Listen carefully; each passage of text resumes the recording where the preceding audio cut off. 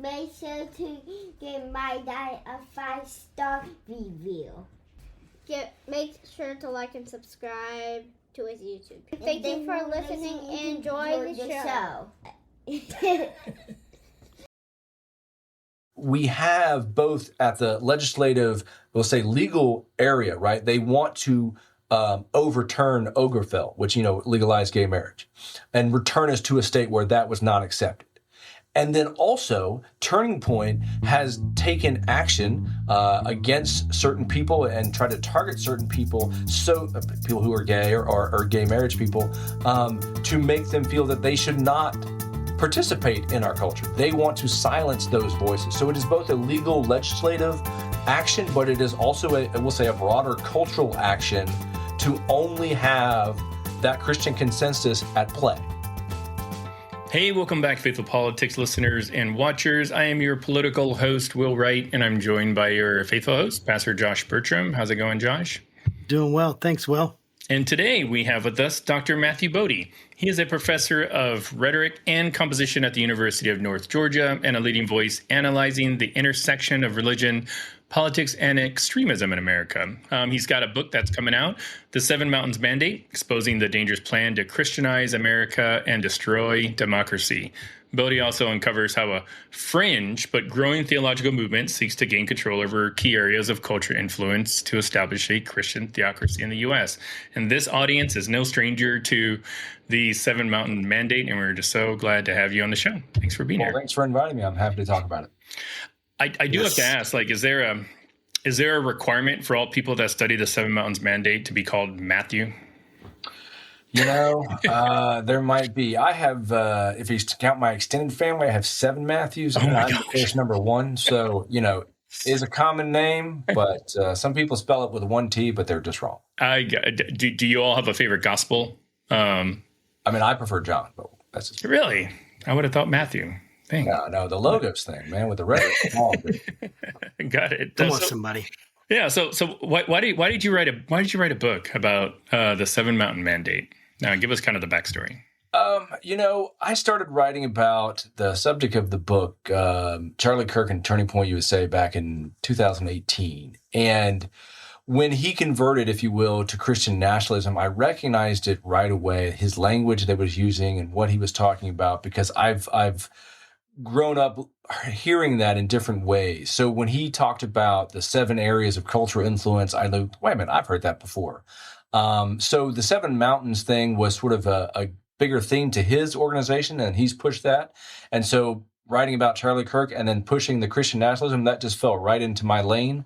And so that's why I decided to write a book about it. So before you hearing Charlie Kirk use that kind of language, had you ever really kind of thought that much about, Christian nationalism or kind of the influences that it has on our modern day politics? Oh, certainly, man. I grew up evangelical, so I've heard things like this from, we'll just say, the political conservatives out there, and it's been named different things over the years. I understood what he was saying because I understood terms like theocracy, and dominionism and things like that. I personally had not heard of the Seven Mountains until it came into being in, if you will, in 2016, 2017. But the idea of this thing, I've known for a while. So that's what I kind of say when I heard what he was saying, I knew what he was saying.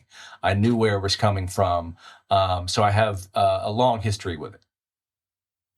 How did you react when you first heard him talking about it, using this kind of familiar language? And why do you feel like, when we think about cultural engagement from Christians, I've heard this defended in a lot of ways.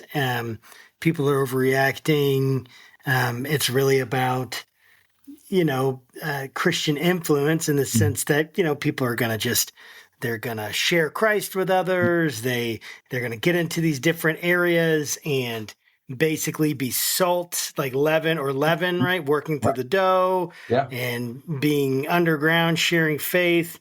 And then the more people that know Jesus, or the more people that have genuine experience and authentic faith, then that's going to affect. And so that's kind of how I've heard it talked about, but it seems like there's something else going on here, something that's much more nefarious. Yeah. So kind of explain that to us. What's the distinction here? I think for me, I will say came of age in my 20s in the 2000s, where we have a lot of talk about VeggieTales and Christian movies and parallel entertainment, if you will, to Hollywood. And they wanted to create something that would balance that out, or you could choose the Christian area and not do the other thing. And I bring that up because what is happening with the Seven Mountains mandate to me is not creating a Christian alternative to all the other 7 areas.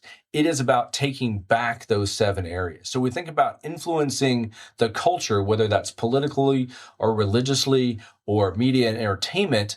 We're talking about trying to perhaps make things more Christian, and perhaps, as you said, evangelize people in such a way as they would become Christian and they would influence people. But the Seven Mountains Mandate is a minority movement. They're not interested, or at least we'll say their top goal is not evangelism. They don't want a mass movement of, we'll say, majority Christians. They're interested in Christians leading on top of those mountains. But what they're suggesting, of course, is that Christians should take these areas back, not by a majority of evangelism, but by institutional control. So this is why the 7 areas or 7 different institutions, if you will, of our culture that they want to have. So when we say influencing the culture versus taking control of the culture, and I think there are moments in the history of the last 50 years where that has moved from one to the other. There are certainly, though, people who are still interested in influence and in the salt and light part of it. But I think what distinguishes the Seven Mountains Mandate is the idea that the church has not done enough to take back these cultures. So the last thing I will say is about the mountain of religion. The idea is that from the Seven Mountains Mandate is that the church has been taken over by Satan. That it's one of the 7 mountains. So how do you suggest that has happened? And their answer is that we have not done enough. We have not done our citizenship. We have not taken the church outside the 4 walls. So their idea is the church should be more than just doing gospel things. You know what I really like about your book, and we've had Matthew Taylor on the show a number of times just to talk about the Seven Mountains and Andre Gagne and others. Each of them, I think, brings something to the conversation. And what I love about what your book brings to the conversation is like you really spell out those mountains. I mean, your chapters are basically the mountain of education, the mountain of government, mountain of religion, so on and so forth. So like, I'd love for you to maybe give us an example. You'd already kind of used a little bit of the religion mountain, but give us kind of an example of where we see this type of influence, from each of these mountains, in, I don't know, today's news or environment. Sure. I think that the mountain of education is really a good example of that. So we have in our country a history of private schools and Christian schools and doing their own thing and not taking federal funding, for example, and creating their own schools.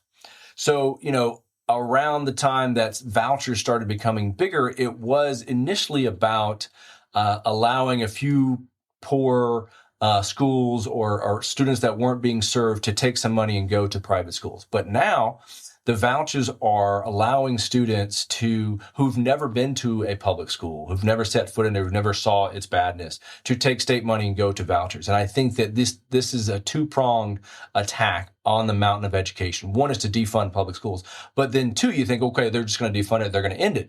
But no, they also then want to fill that void with things like the 1776 Commission from President Trump's first term and more patriotic education. They want to put back into the public school curriculum things that they want, some Christian, some patriotic things, and not just give money to private schools. So when I say retake the mountain of education, it is not just taking your kids out of public school because they're secular and they're bad.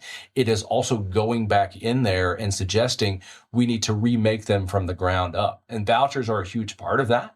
But also part of that is the book discussion, we'll say book bans or book debate, the curriculum in terms of K through 12 and what state legislators want to do and what you can't say and can say. But also it is about divisive concepts, those laws that we have one here in Georgia about what you can teach and what you cannot teach. So there's a wide effort to go back into the public schools and to remake it in a Christian manner and also take money out of it to go fund private schools.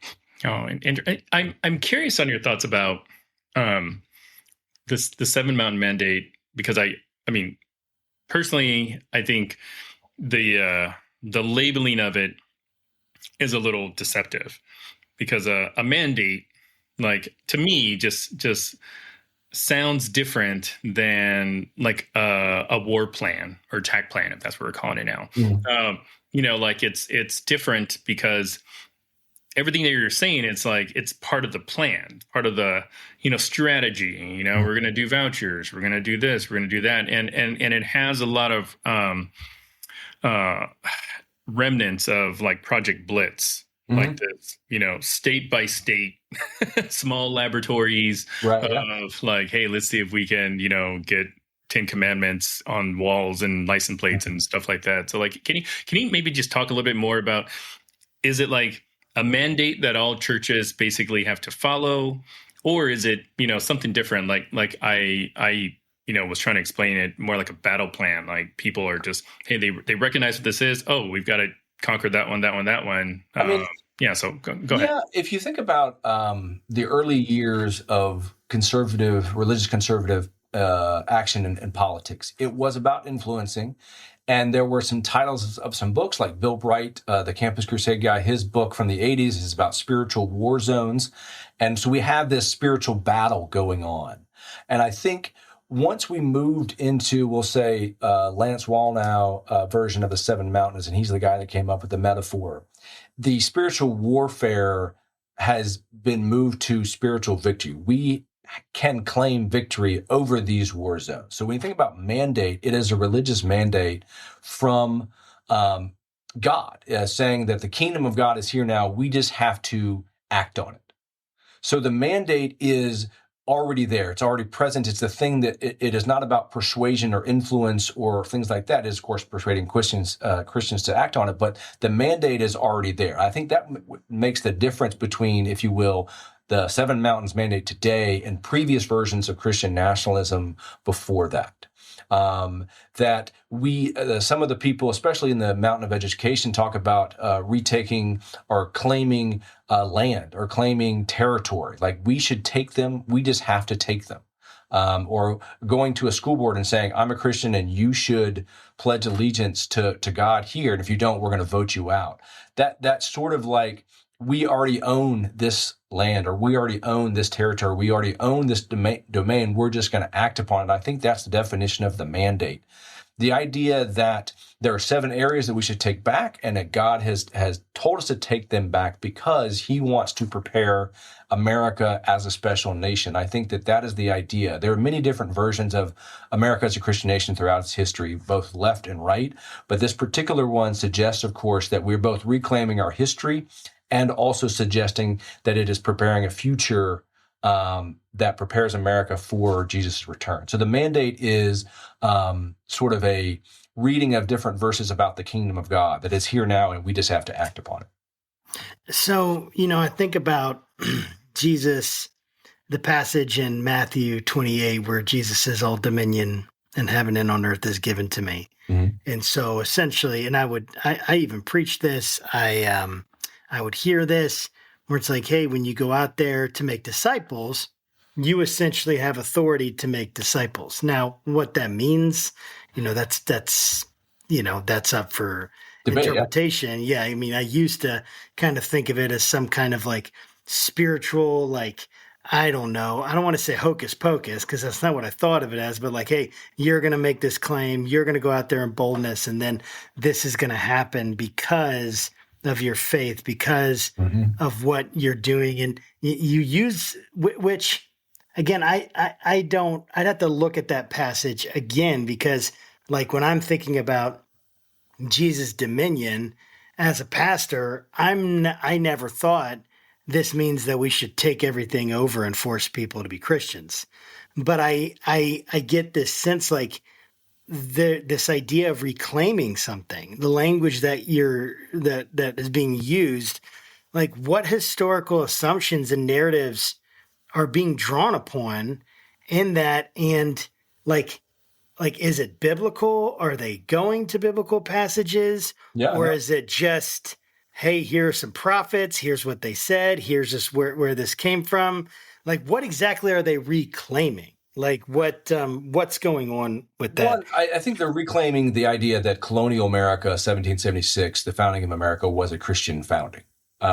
There's different things they cite about the founding fathers and Bible-believing Christians, and that our laws, our Constitution are based upon the Bible, and really bad history there. But also, I think that there is this, I want to use the phrase cultural consensus, because I think it's a phrase that Francis Schaeffer used to use, and like that was his goal, that there was a Christian consensus.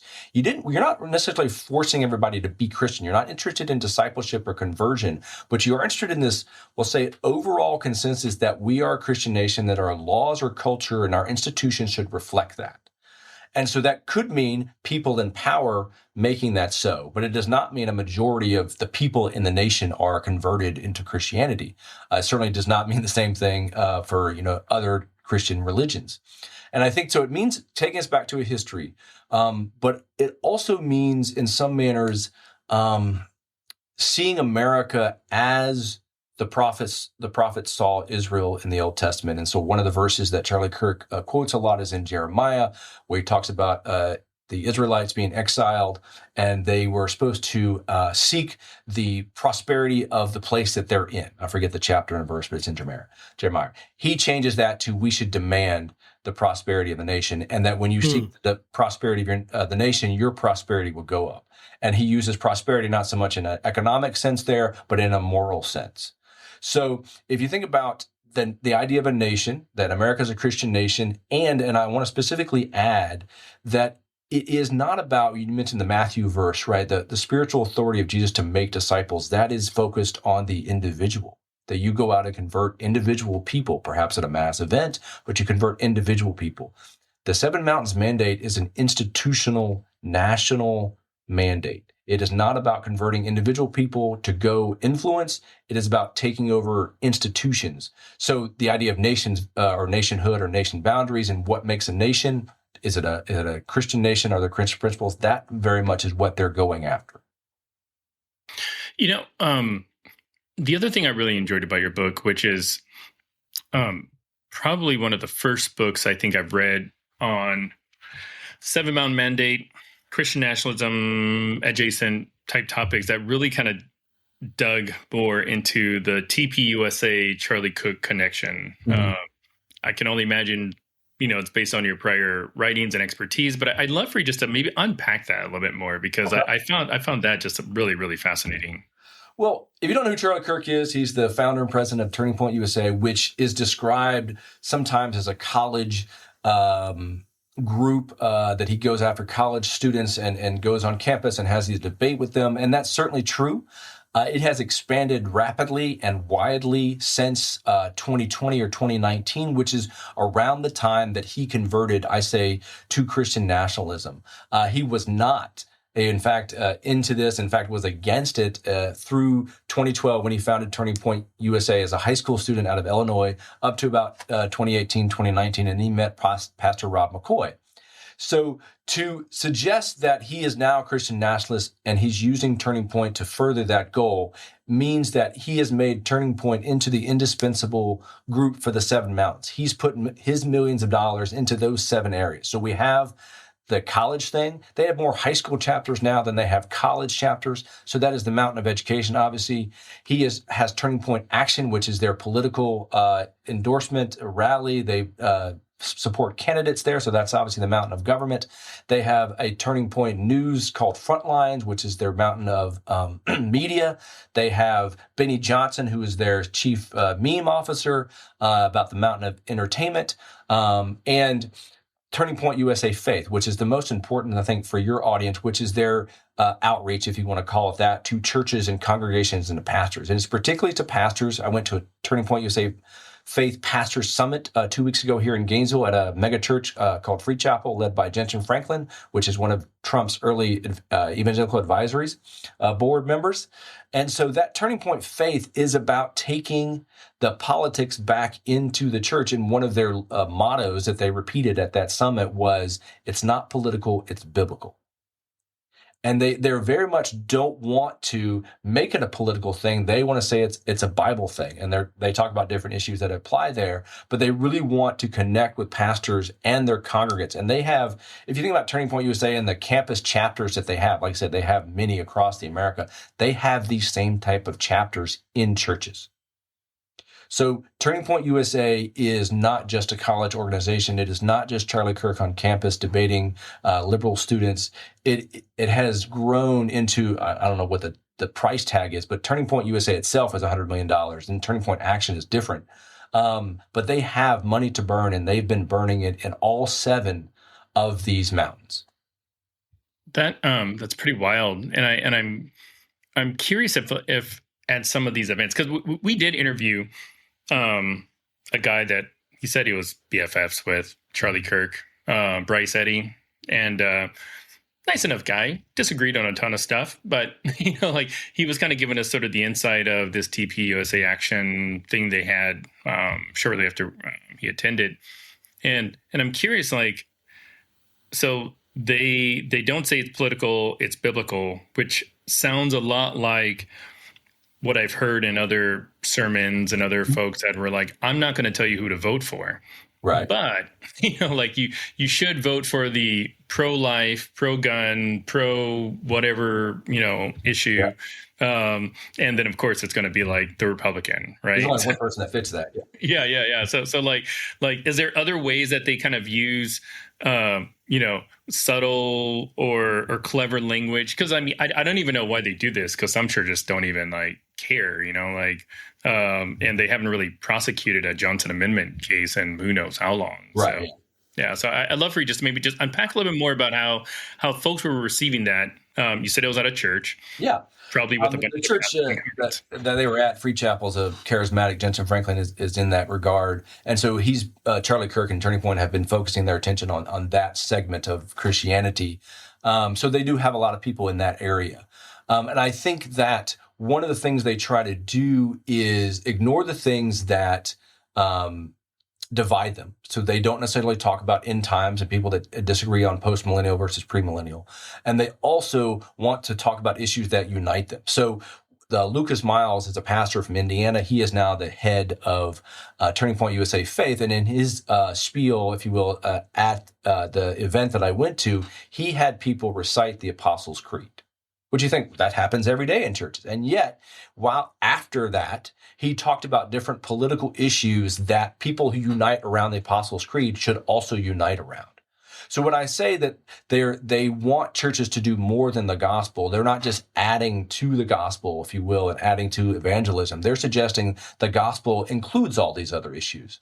So it's not really gospel plus, but they're suggesting that the gospel is a national political thing, not just an individual evangelistic thing. So when they talk about saving individuals, of course, and they also talk about saving nations. So they take this rhetoric that we all know and really believe in and easily, seamlessly translate it into a political discussion. So they go back to it's not politics, it's biblical. So now you're saying, we don't have to get tagged with being political. We don't have to be tagged with being politically correct because we're just talking about the Bible. It's really a fascinating rhetorical thing that Charlie Kirk, and he does it well. He's really good at what he does, no doubt.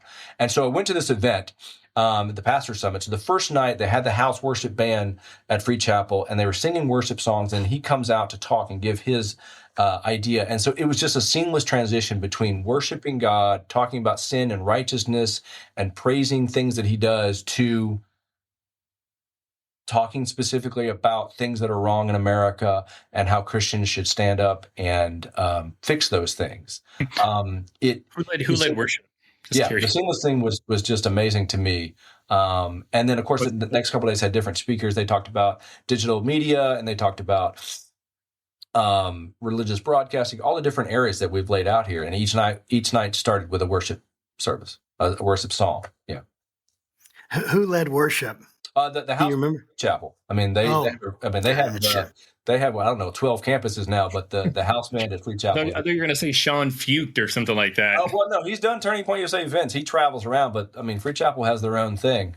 So I mean, Right, they have their own. They're the Hillsong of America. So whatever.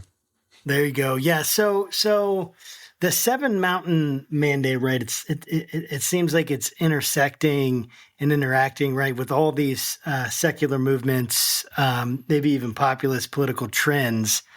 Like, how do you see it interacting with things like nationalism, authoritarianism? Like, how is it? Are they just buddies? Is it like nationalism and authoritarianism, or like their secular version of what they are trying, are feeling like they need to do with Christianity? What's the connection there? I think that movements in Hungary and Russia, particularly, and again, I'm not an expert, but they use the church in similar ways to what is happening in America now. And the church is not just an arm of that movement. It is the soul, the spiritual power of their movement, even though it is totalitarian and autocratic, as you say. So Donald Trump comes along and recognizes the power of that, right? His first evangelical advisory board was filled with these charismatic, that is theological, not just personality-wise, leaders, because they were leading a movement that was named, the New Apostolic Reformation that Matthew Taylor talks about. And so he saw that he could use them. I'm not suggesting Donald Trump is a Christian, but he saw that he could use them for his own ends. And I think that's the relationship. They're allowing themselves to be used because he gives them what they want. We talk about Supreme Court justices, but it's way more broader than that. And they also allow him to operate with I don't know. I mean, I wouldn't call it a evangelical faith, but he talks in languages that they understand enough to see that he's with us, even though he's not one of us. And I think that that is the connection there. It is not necessarily a secular movement, but the autocratic and the totalitarian movements in Hungary and Russia have a religious aspect, or at least a cultural aspect of returning us to a purer culture or a better culture, or a culture that did not have these degenerates in them. And I'm kind of doing a Putin thing there, but that is in some manners what's happening in America. How is like the Seven Mountain Mandate separate from Christian nationalism, or are they the same? I call the mandate sort of a strategy of Christian nationalism. Christian nationalism can be very much broader. It's an ideology. There's different ways of testing how far you're willing to go with it. But the Seven Mountain Mandate is a strategy to implement Christian nationalism. It is obviously these 7 areas and how you do the 7 areas. Some groups have been doing 2 or 3 at a time. You think about the Heritage Foundation and Project 2025. That is one mountain. But there are other mountains. And so doing them all at the same time is, to me, what Turning Point and Charlie Kirk is doing. Throughout the history of the mandate movement, we'll just say it dates back to the 70s, they have been trying to do these different areas. Education and government come up a lot. And it started in the church, but these other areas have tried at different times. And so Charlie Kirk, I think when he converted to this and Rob McCoy convinced him that it was the thing to do, I think he saw it as a tremendous business opportunity. He certainly believes in it. I'm not suggesting it is not that. But at the same time, it is also a tremendous opportunity to expand Turning Point from its roots in education. So Christian nationalism is a strategy. It is a strategy Charlie Kirk is using. It is a strategy that he was taught by Lance Wallnau, who is he calls himself a futurist, a strategist, and that's what his job is to give us a vision of what could be, and people latch onto that. Now, I want to talk a little bit about just like universally accepted terms for what you just described, because your book addresses Seven Mountain Mandate. We've heard the term New Apostolic Reformation. Mm-hmm. There's 7 spheres of influence. Yeah. There's a lot of terms I know that our audience has probably heard on this particular subject. So, like, is the Seven Mountain Mandate that you're talking about the same as the New Apostolic Reformation? And then kind of follow-up question would be, if we had Charlie Kirk on the show, which you're more than welcome to come on if you're watching, and we asked him about this, like, would he be confused about the Seven Mountain Mandate, and that people are saying that's what he's doing? He would deny that he was doing it. I'll start with your second question. He has said through his spokesperson that he cannot identify the 7 areas, which is kind of funny because, again, there are documents in planning and donor documents where he says we want to invest in these 7 areas. And famously, John said that President Trump is the first president to understand these 7 areas. So I think he recognizes the negative associations that we have with Christian nationalism and dominionism. So your first question was, is it similar or akin to the NAR? And yes, exactly. I mean, Peter Wagner, who created the NAR, was a advocate of this. He was convinced to be an advocate of it by people like Lance Wallnau and other people who kind of started it before that. And I want to say it's kind of, an iffy history, but then that's what I wanted to do in the book, is to trace out the history of these mountains and how they all came to be centered on or collected in Turning Point USA. So you think about Lance Wallnau and meeting Lauren Cunningham in 2000, who Lauren was the head of YWAM, Youth with a Mission, and he had this vision with Bill Bright about these 7 areas. And that 7 areas were not divinely inspired. They had come from other places. They're listed in textbooks. Abraham Kuyper across the pond in Europe came up with these spheres of influence. So it was out there, it was known, and they listed these for themselves. So it has a collection of history or links all the way back to Kuyper. But what Matthew Taylor pointed out is this network of apostles and prophets that Peter Wagner started, added to it by suggesting that there was this spiritual warfare that was going on and that we had already won. And I think that's what makes, I call it Charlie Kirk the 3rd generation of it. So if Lance Wallnau and Peter Wagner are the 2nd generation and Bill Bright and Lauren Cunningham the 1st generation, there's a change from the 1st to the 3rd. And it's much more victory is ours, victory is already done. And also they've been losing ever since then. So Charlie Kirk has had to ratchet up the rhetoric about good and evil, about the end times, about every election being the end of the world, to get people to go along with him. That was not necessarily the case, or not as bad, if you will, in the 1st generation. So that's so interesting to me, because you hit on this idea of eschatology, right? Theological jargon for end times, ideas of what's going to happen when the world comes to an end, when God essentially, stops, the world as it is and makes something else. And everyone, I guess, at some level has some kind of eschatology, and if they think about it, or, they don't know how the world is going to end, but everyone probably has an assumption it will end at some point, whether it's in billions of years and when there's heat death, or when, Jesus comes back and they think that's going to be next year. Meteor in 2028 or whatever. Yes. They're waiting for that meteor. And so the question I have is what role does eschatology play in this? How is it an engine that drives this? And how does it drive the motivations and what's going on? Your metaphor is very correct there. It's the engine that drives this.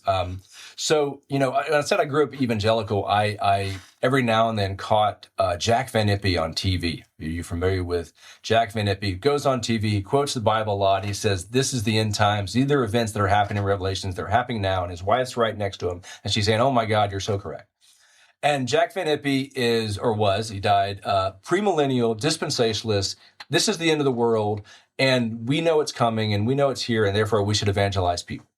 And I bring that up because I wanted to contrast that with Charlie Kirk and what he's doing. Charlie Kirk does not talk about the end times a whole lot. I can't remember exactly, one time that he actually has. But what he is doing is both Jack Van Ippy saying the end of the world is coming and we should be motivated to act. And he mocks the people whom he says, oh, the end of the world is happening. We should do nothing. We should just, Christians should just let it happen. He says, no, you should act. But he is promoting, whether implicitly or explicitly at times, that idea that the end of the world is not going to be filled with tribulation for Christians. It's not going to be filled with attacks on Christians or the church, that is going to be filled with victory for the church. This is, in some manners, the goal of the Seven Mountains Mandate when they retake all the 7 mountains. So the idea is that the end of the world is kind of, I'm gonna say the word iffy right there, but he doesn't want you to go either way. So at this pastor summit, he knows he's talking to a bunch of pastors who are premillennial, who are perhaps dispensationalists, but are definitely not in his idea of postmillennial, or the victory has happened now. Or if they see victory, it's about spiritual victory, it's about evangelism, things like that. It's not about political. What's the difference between pre and post, just for our audience? Oh, yeah. My basic definition is that in a premillennial society, the end of the world happens with persecution to Christians, and that Jesus would then come back, and then there'll be 1,000-year reign of Jesus. Postmillennial is kind of iffy, but that that we are promoting or creating that 1,000-year reign now, and that at some point when it's good enough, if you will, Jesus will come back and reign. And Charlie Kirk is in the post-millennial? Yeah. We don't know? Post-millennial, okay, yeah. Gotcha. Yeah. Okay, keep going. Sorry. Yeah. So the idea is, one is it ends badly, and one is it ends good, if you will, or victoriously. So he is suggesting the victorious thing because he wants people to act to gain electoral power or other power, and he's suggesting we should take back all these mountains. So go back to Jack Van Impe, right? He is in the premillennial, the world's going to end. But his idea of media and how we should use media and how we should talk about entertainment and how we should talk about the Bible as this urgency, that's exactly what Charlie Kirk is doing, just from a different theological perspective. And I think that Charlie Kirk understands his audience well enough to know that they are theologically with Jack Van Impe, but they want to be, if you will, with him, with Charlie Kirk. And he says that directly. There's a minority of people that agree with us, but there's a majority of people who agree with us in private, but won't say it in public. And I urge you to act publicly. And he is suggesting that they should do that. And when they do that, they will be victorious. The victory they talk about is not individual evangelistic or spiritual victory. It is about, I'll say, biblical victory, where the Bible becomes the Christian consensus in America. So when you say like pre or post millennial, is that tied? Because like I'm not the religious one.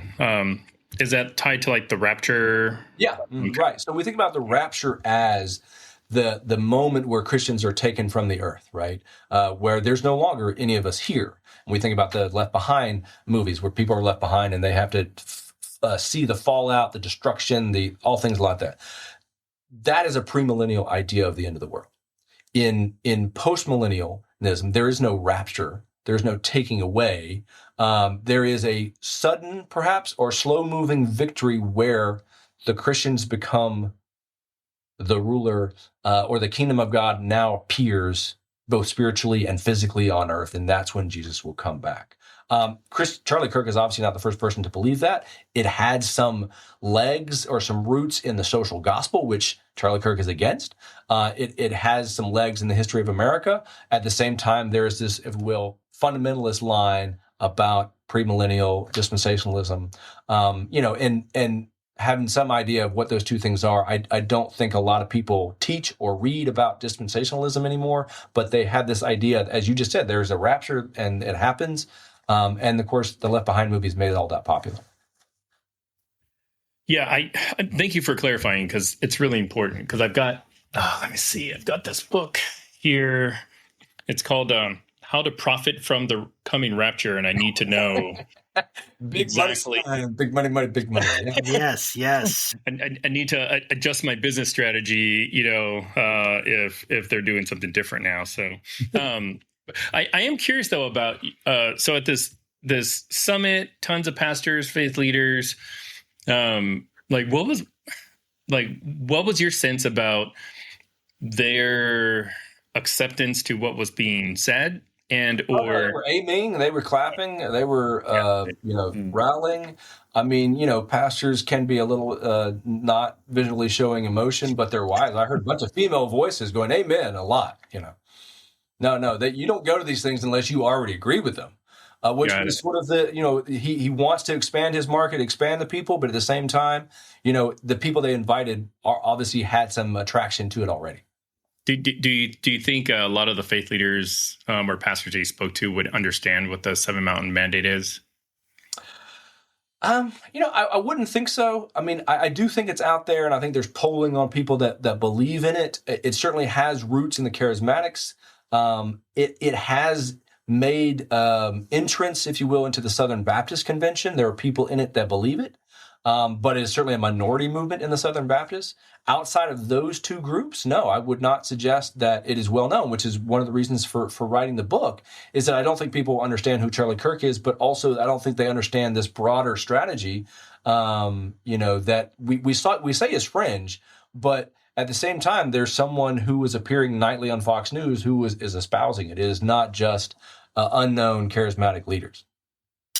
Yeah, I definitely agree with you. I mean, I had never even really heard of it, and then I started hearing of it in the last 5 years, and through some guys here. And I had heard of the idea of 7 mountains before, but I'd never heard of the 7 mountain mandate in the same sense, and I never had a negative feeling about the 7 mountains before. I just kind of had heard, that makes sense. You divide the culture, you want Christian influence, just like a Muslim would want Muslim influence. A missionary organization with your Lauren Cunningham. He implemented it in his group. It became a thing throughout his. And so you go into a foreign culture and you want to figure out how best to spread the gospel. You look at these 7 areas. Yeah. Yeah. So, it's, there's nothing wrong with strategic, right? Planning and things like that. Even for Christians, there's a very, in my mind, the issue is not so much, hey, we want to get the message out there. We want to get people exposed to the gospel, to be arguing for its truth, all that, and let it compete in the marketplace of ideas. The issue seems to be this kind of wholesale takeover, and then what? I guess. And I could guess, but my question is like things. Let's say family. A sphere of family. I have a traditional view of family. I always have, but I also now have friends and people I love that are in the LGBTQ community, and I'm much more sensitive to it, and I see it in a more complex way. And so now it's okay, so let's take something like the family. How does this movement and mandate envision an ideal family unit? And what are they gonna what are the implications for families that don't fit that mold that they have? Do we know? What is the end game necessarily in terms of legislation or in terms of any of this stuff? I guess why should we be concerned about it? That it's a nefarious kind of thing. I think it's nefarious because it claims to be something that it's not. It claims to be an influence operation. It claims to be Christians just want to be a part of their nation and influence their culture. It is not that. And specifically, this is a good example in the Mountain Family. We have both at the legislative, we'll say legal area, right? They want to overturn Obergefell, which, legalized gay marriage, and return us to a state where that was not accepted. And then also, Turning Point has taken action against certain people and tried to target certain people, people who are gay or gay marriage people, to make them feel that they should not participate in our culture. They want to silence those voices. So it is both a legal legislative action, but it is also a broader cultural action to only have that Christian consensus at play and to not hear from anyone else. And this applies both to, if you will, all the people you just mentioned, but also non-Christian religions. How do those religions fit into a Christian nationalism picture? And we talk about Judeo-Christian, and it kind of silences the Judeo part. But also it is about having this consensus. So you can maybe make consensus with those people who share your moral values. But at the same time, Charlie Kirk mentions that with Jews and Muslims, but at the same time suggesting we should close our borders because of the invasion of different people. So I think that it's still unclear of what the end game is, other than silencing voices that don't agree with you, passing legislation to make that so, and then also suggesting that there is a historical mandate for this, that we should go back to what we were before. And I think that those three things connect well. And then the last thing I'll say is all the mountains are connected.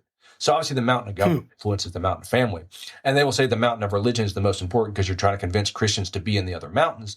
But they're all connected. And this is why Turning Point is really important, because they're doing all 7 at this time. So, there's been groups that done a couple of them, as I said before, but Turning Point is suggesting that we need all 7 of them. And I think if I remember correctly, I think it was Peter Wagner who said his goal, his dream was to conquer all 7 at the same time. So so if I'm thinking about this, because again, what I want to do, so for a lot of my friends and even myself to hear, even an earlier version of myself, to hear that, hey, we want Christian takeover of these areas so that we can honor God, so that we can have a country that honors God. I wouldn't have seen that in an earlier version as an issue, before in my life. And then, but I think what's created the issue, right, is the way in which it's applied, where essentially it'll be like, well, we're going to essentially have a theocracy kind of law, where if you're not Christian, again, either you're second-class citizen or you are maybe deported, or something like along those lines. Or if you're homosexual, not only is it like you can't marry, we're revoking that sense of marriage. And even that, I know this is controversial, but I go back and forth because I have a different view of marriage and I have a definition of marriage that I have internally. But then I would never want to say that a couple couldn't get together, they couldn't be together and make their life around each other. Like, I would never want anything to go that far, and yet it sounds like that's a real potential. Yeah. They can't even be in a contractual relationship with each other. They might have to hide their homosexuality or whatever it is. They might have to say, is that what we're talking about here? That it gets to the point where they are essentially criminalizing homosexuality and things like that once again? I mean, there are many precedents they are aiming to overturn, and that certainly could be one of them. And I want to say that, one of the themes throughout the me looking at the history of the 7 Mountains Mandate is they have consistently said we have compromised too much, and so we've lost too much. And so Charlie Kirk comes on the stage and is like, "Yeah, I'm not going to compromise. We're not going to be politically correct." And he grew up in the age of that, where we threw that off. And so the idea is we're not going to compromise. And so you think about the origins of the 7 Mountains Mandate with R.J. Rushdoony and the Christian Reconstruction movement. It was about creating a Christian consensus based upon Old Testament laws. Whether he actually thought that was ever going to happen is up for debate. But Charlie says, "Okay, let's do it." And I think that the no compromise, and when we compromise, we lose, that is a Trumpian line, and always fight back, and all those lines. So it is coming to a head in such a way that all the things you just listed could be possible. And so I went to this pastor summit, and I wanted to, the question answered, how would Charlie Kirk speak now that he's won? Right? Would he change his spiritual warfare battle plan strategy that happened in the campaign and years before that? Right? What would he say now that he's won? Oh, he didn't change anything. He said, we have so much more to do. We've won DC, we've won the presidency, and now we're going to go after the other 6 mountains. So yeah, all the things you just mentioned, I think could happen. He said, this country needs a 10 to 15 year exorcism. So what are they going to exercise out? All the things you just mentioned. I'm curious about your strategy to talk about this stuff, because, Josh and I went to this summit for religious freedom, I guess last week. One of the things that one of my takeaways was, we attended some breakaway sessions and stuff, and it was great. I learned a few things that I didn't know specifically about abortion and Supreme Court. But a lot of the other stuff was just stuff we've talking to smart folks like you. And, we weren't really surprised. But we were surprised that there was no real in-depth conversations about 7 Mountain Mandate. I get it. It was a big tent. So, limited amount of speakers. But I think that experience kind of speaks to a broader issue that I know I have. Talking about this stuff, talking about Christian nationalism in of itself is just kind of like, do I really want to have this conversation? If somebody asks me, I'll tell them, but I'm not going to lead a conversation with, I'm not going to Christian play nationalism. Yeah. Like, and I don't even know how to get into a conversation about Seven Mountain Mandate. So like, what have you found has been helpful or productive to kind of at least navigate these kinds of conversations about Seven Mountain Mandate? So I was sitting at that pastor summit, and I've gone to a couple turning point events, and I'm always in my head, like, would they recognize me? Do they care that I'm here? I had to register for this event, so they knew my name and they approved me going. So it's like, do they really care that much? And I bring that up because, I wanted to talk with people. I had plans to sit there and ask people questions about it, but I would come across as someone who was not supposed to be there, and I didn't want to be kicked out. And so it's kind of hard to talk to people about it unless you're, identifying yourself as someone on the outside. And so I guess what I'm getting at is it is not a thing people bring up in my area. It is not something that I've heard at the different churches that I've attended here in Georgia. But at the same time, if you take that as a strategy, Seven Mountains as a strategy, there are people talking about America as a Christian nation. And there are people talking about taking back certain areas, government being primarily ones. But I think at the same time, it's just like they're interested in their faith and their values being out there and being part of the conversation. And I think that many Christians are unsure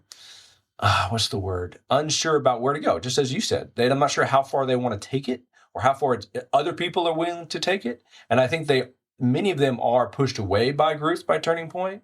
But at the same time, you had Gavin Newsom tell Charlie Kirk that Gavin Newsom's son is a fan of Charlie Kirk. So, I mean, there are people out there who are attracted to it and are attracted to what he's saying. And it I'm going to say, opens the Overton window, or opens the door to you talking about the Seven Mountain Mandate. It opens the door to what he wants you to say. And I think that takes time. But I don't necessarily have conversations in and around here about it, but I do see a distinction between the Cooperative Baptist Fellowship Church that I've been to and the Southern Baptist Church that I've attended in the past, and we'll just say the Free Chapel version of that. There is a distinction between those three, and you can tell it right away. They may not mention the phrase Seven Mountains, but you can tell exactly what they're for. Like when you basically, through the language of the preaching, is that kind of what you mean? Or just like through the language of the preaching and everyone, just the way that they talk, that you can tell that they're like, that they are all bought in on this idea of Seven Mountains? Well, I wouldn't use the phrase Seven Mountains, but the idea of the sermon, not just the sermon preaching, but the titles and the topics they go to. I did a study back in 2016 about, I called it the Sunday after the Tuesday. So I looked at sermons that were preached the 5 days after the election. And I looked at a couple beforehand, and I couldn't find any at all that endorsed candidates. But I saw many that talked about, as you just said, voting for this particular thing or voting for this particular position. I heard a really good sermon from a pastor who, during the sermon, talked about going into the voting booth and not knowing what to do and not knowing what to choose. And it was really interesting. He didn't really say who he voted for, but the idea that he struggled was the idea there. I also heard a really good sermon from J.D. Greer in Raleigh. I think he literally, the days after the election, apologized to a bunch of people in his congregation, minority groups, immigrants, because he knew what had happened there in that election in 2016. So I think there's a wide range of, obviously, sermons that are being given on these different things. And I think that I listened to several sermons that are related to pastors in Turning Point USA, and they're talking about school boards.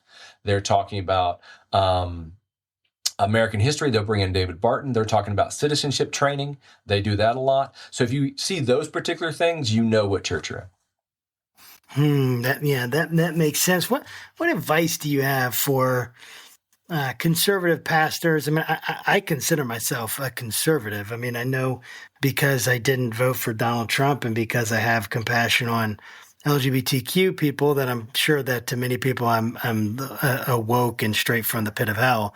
But I see myself as a pretty conservative pastor, and I voted Republican. I did not, vote for Donald Trump in the last few elections, but otherwise I basically voted Republican.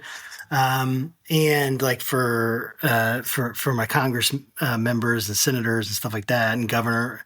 But so I guess like my question is what advice do you have to offer for conservatives and pastors that find themselves like they love the conservative cause and they want to be able to bring that out in the marketplace of ideas, but they can't stand the populism, they can't stand the nationalism, they can't stand the they're being pressured by this Seven Mountain Mandate or this dominionism and taking over. Like they find themselves very concerned. What advice do you have for them?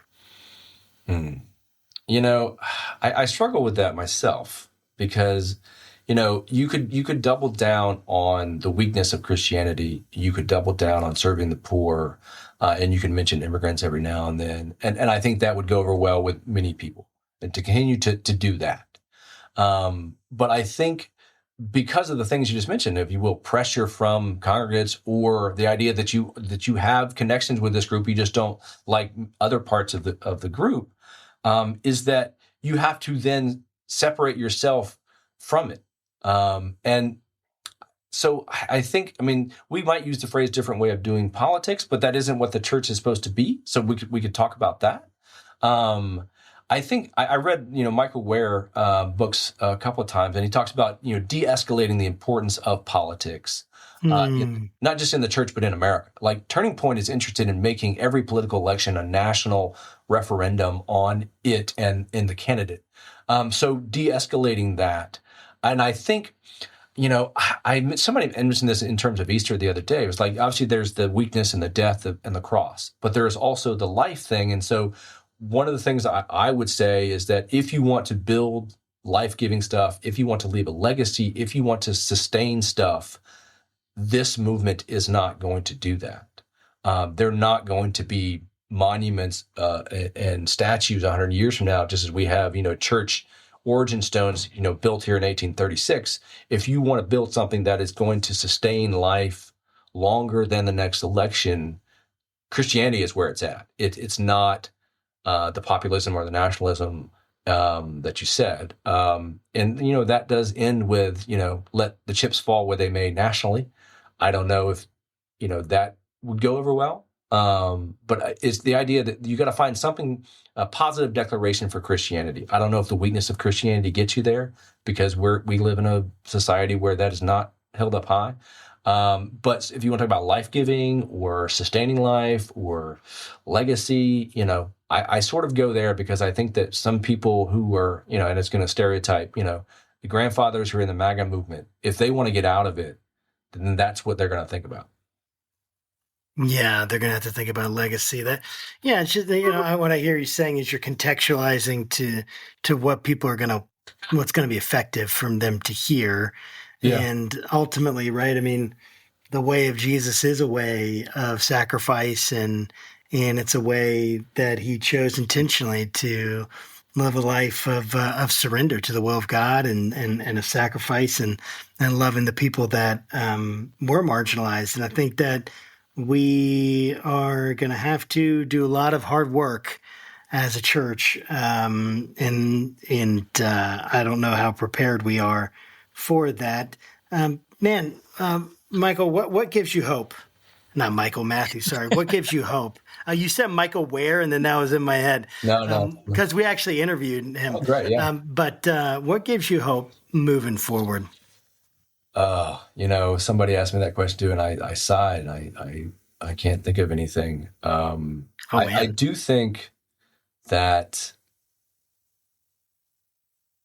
I won't say faithful living, but it's sort of the repetition of doing the same thing over and again, if you will, ritual. I think that's the thing that gives me hope, because I've known other people that do rituals, and I'm a Thomas Merton fan, so that sort of monastic ritual appeals to me.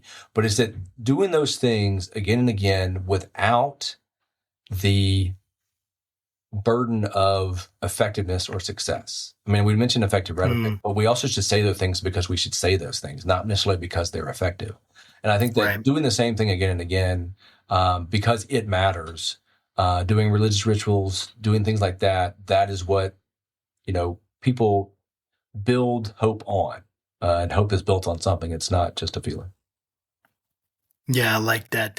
How can people connect with you? Where is there a special place you want them to get the book? Well, you can order it from the publisher, Westminster John Knox Press, with a 40% discount code. That's the number 7, the letter M, and cast, C-A-S-T, 7M cast, for 40% off at the publisher's website. Nice. Get it off of Amazon or any other bookseller that you got. I'm on Twitter, X, whatever you want to call it, at Matthew Boedy, MatthewBoedy. I do have an email from the university. You're welcome to email me, but I'm not going to give it out. You're going to have to go look it up. You got to dig for it like a normal work. We're not going to spoon feed you here on Faithful Politics. That's awesome, man. The junk filter works really well here. It does. I hear that. Well, Matthew, man, thank you so much for coming on the show, spending some time with us. It's enlightening every time we talk about this. It's just reminds me of how crucial this conversation really is. Oh, yeah. People really need to think about it. Well, I'm glad somebody's reading the book. Yeah, it's like if people if they want a country where essentially your brother or sister or your cousin or your friend who is gay or is working through, a gender identity or whatever, and they essentially might be at risk, then let's keep going down the same path. And if we want something different, and I just bring that up because it's such a huge thing, man. Anyway, I don't have to jump on it again, but so if they're not willing to talk with you, you've already lost them. So yeah, I mean, so I hope that we can take it seriously, and really appreciate your work though and bringing this to light. Thank you for doing that, and thanks for coming on the program. Anytime. Absolutely. And to our friends and viewers, guys, thanks for joining us. Make sure you like, subscribe, share this with someone you feel like is going to benefit. We try to get you really quality stuff, thought-provoking material, so that you can take this, you can wrestle with it, you can talk to people about it, you can share it, so that we can start to spread these messages and these dialogues and conversations like fire, but a good fire, not the kinds that destroy everything, like the wildfires. So, guys, thank you for joining us again. And until next time, keep your conversations not right or left, but up. God bless.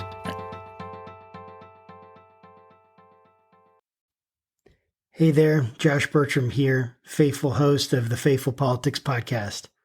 I want to let you know about a compelling new spinoff, the Faith Roundtable, where I'll be interviewing top faith leaders, theologians, and scholars to unpack the pressing issues that are shaping the church in America today. We'll dive into topics like faith in public life, social justice, and how we can engage our communities more effectively.